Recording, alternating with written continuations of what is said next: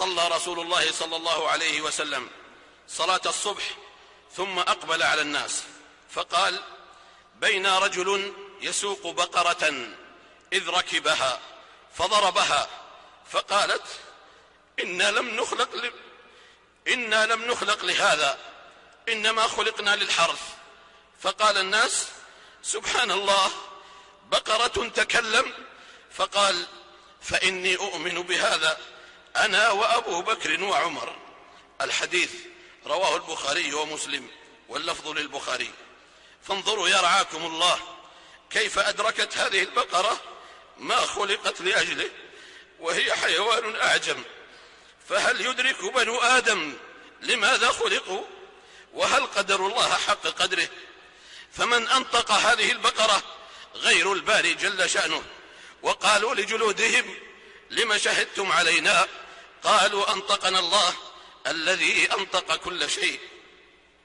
وإن تعجبوا عباد الله فعجب ما رواه الإمام أحمد في مسنده في قصة الأعرابي الذي جاء إلى النبي صلى الله عليه وسلم، فيرويها أبو سعيد الخدري يقول: عدا الذئب على شاة فأخذها فطلبه الراعي فانتزعها منه، فأقع الذئب على ذنبه قال: ألا تتق الله تنزع مني رزقا ساقه الله إلي؟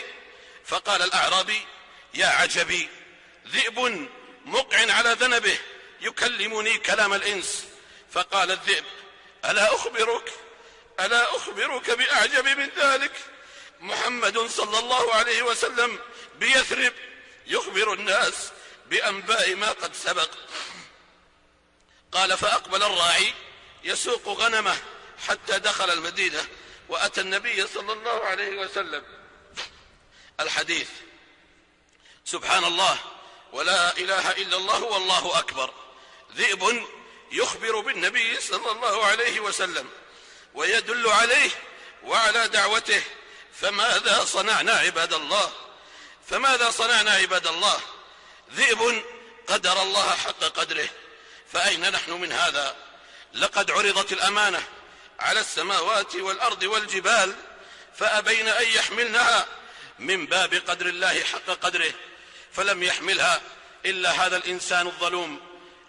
الإنسان الظلوم الجهول. كل الخلائق قدرت الله حق قدره إلا بني آدم.